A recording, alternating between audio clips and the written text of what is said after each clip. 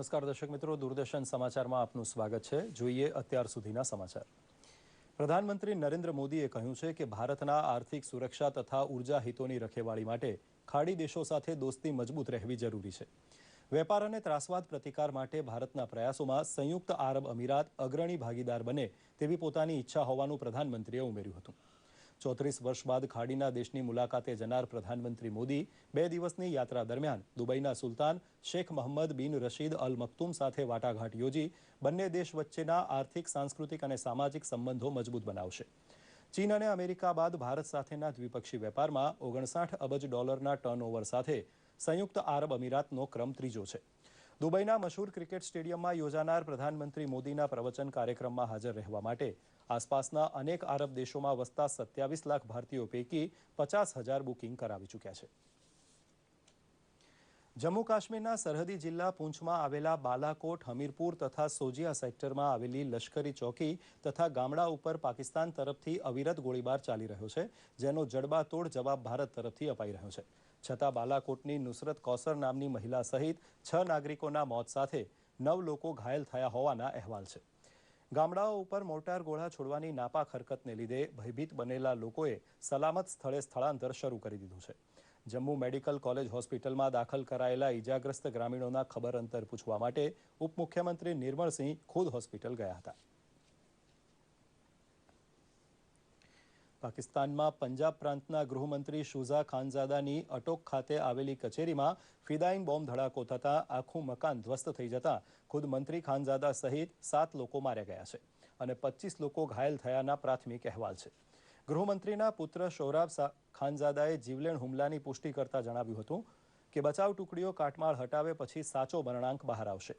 પાકિસ્તાની વઝીરે આઝમ નવાઝ શરીફે જીવલેણ ફિદાઈન હુમલાની ઉગ્ર ટીકા કરી છે।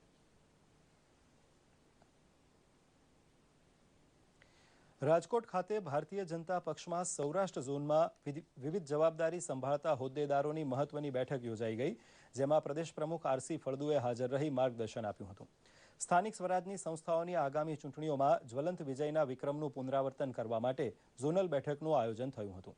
મતદાર માનસને ભાજપ તરફ વળેલું રાખવા માટે મોદી સરકારે ટૂંકા ગાળામાં હાંસલ કરેલી સિદ્ધિઓને પ્રચાર ઝુંબેશમાં કેન્દ્ર સ્થાને રાખવાનો નિર્ણય લેવાયો હતો। સાથોસાથ મુખ્યમંત્રી આનંદીબહેન પટેલના નેતૃત્વમાં ગતિશીલ બનેલા ગુજરાતે સર કરેલા પ્રગતિના નવા સોપાનની વાત પણ જન જન સુધી પહોંચાડવા ઉપર પ્રદેશ પ્રમુખ આરસી ફળદુએ ભાર મૂક્યો હતો। બધા જ ભાગના કાર્યકર્તાઓ છે એ પોતપોતાના ક્ષેત્રીય જવાબદારીઓ નિભાવે એ માટે થઈને બેઠકો વખતો વખત રાખવામાં આવતી હોય છે। આ વર્ષ ચૂંટણીનું પણ વર્ષ છે। સ્થાનિક સ્વરાજ્યની સંસ્થાઓની ચૂંટણીઓ આવવાની છે અને આ ચૂંટણીઓમાં ભારતીય જનતા પાર્ટીનો અગાઉ જે રીતે જ્વલંત વિજય થતો રહ્યો છે એ રીતે વિજય પ્રાપ્ત થાય એ માટે ભારતીય જનતા પાર્ટીના વિવિધ સેલના કાર્યકર્તાઓ સક્રિય બને એ માટેની પણ કાર્ય યોજનાનો ભાગ આજની બેઠકમાં હાથ ધરાનાર છે। અમદાવાદમાં વસતા કેરળ સમાજના લોકો દ્વારા આજે ઓણમના ઉત્સવની ઉજવણી કરવામાં આવી હતી। નવા વર્ષની શરૂઆત તરીકે કેરળના લોકો ઓણમની ઉજવણી કરે છે। છેલ્લા 7 વર્ષથી અમદાવાદ કેરળ સમાજ દ્વારા વિવિધ સ્પર્ધાઓ અને સાંસ્કૃતિક કાર્યક્રમો દ્વારા ઓણમની ઉજવણી કરાય છે, જેમાં રંગોળી સ્પર્ધા, રમતોત્સવ તેમજ વિદ્યાર્થીઓને પ્રોત્સાહન આપવા ઇનામ વિતરણ પણ કરવામાં આવે છે। અમદાવાદમાં વસતા 10,000થી વધુ કેરળના લોકોએ ઓણમની ઉજવણીના કાર્યક્રમમાં ઉત્સાહભેર ભાગ લઈ એકબીજાને નવા વર્ષની શુભેચ્છાઓ પાઠવી હતી। ગુજરાતમાં સ્થાયી થયેલા કેરળવાસીઓ તેમની સાંસ્કૃતિક પરંપરા અને ઉત્સવને ઉજવી વતન સાથે કનેક્ટ થયાની લાગણી અનુભવે છે।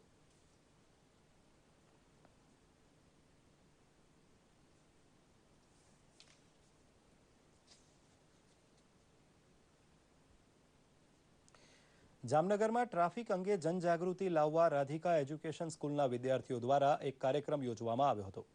નાના વિદ્યાર્થીઓએ રસ્તા પર પસાર થતા વાહન ચાલકોને રોકીને જેમણે સીટ બેલ્ટ ન પહેર્યા હોય, ચાલુ વાહને મોબાઈલ પર વાત કરતા હોય, હેલ્મેટ ન પહેરી હોય કે ટ્રાફિકના નિયમનું ઉલ્લંઘન કરતા હોય તેમની પાસે જઈને તેમને ગુલાબનું ફૂલ આપી ટ્રાફિકના નિયમોનું પાલન કરવા સમજાવ્યા હતા। આ સમયે નાના વિદ્યાર્થીઓની વાત સાંભળી લોકોએ શરમનો અનુભવ કર્યો હતો। ઉલ્લેખનીય છે કે રસ્તા પર થતા અકસ્માતોનું પ્રમાણ ચિંતાજનક રીતે વધતા શાળાએ જિલ્લા પોલીસ વડાની મંજૂરી સાથે શહેરની અંબર ચોકડી પાસે ટ્રાફિક અવેરનેસ કાર્યક્રમ યોજ્યો હતો।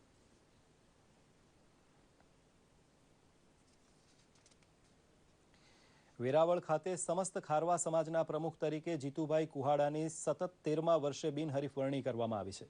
ખારવા સમાજમાં વર્ષોથી સારી કામગીરી કરનાર જીતુભાઈને જૂની પરંપરા મુજબ વેરાવળ ખારવા સમાજના લોકો, ચોવટિયા, પંચ સભ્યો, આગેવાનો વગેરે મોટી સંખ્યામાં હાજર રહી પ્રમુખ બનાવવાનો નિર્ણય લીધો હતો. વેરાવળ ખારવા સમાજના જે પટેલ પ્રમુખ બને તે ઓલ ગુજરાત માછીમાર સમાજના ઉપપ્રમુખ તથા બહારગામ માન્ય ખારવા સમાજના ઉપપ્રમુખ બને છે. જીતુભાઈ કુહાડાએ માછીમાર સમાજના કોઈપણ પ્રશ્નને ઉકેલવા તથા સમાજ ઉપયોગી કાર્ય કરવા જણાવ્યું હતું.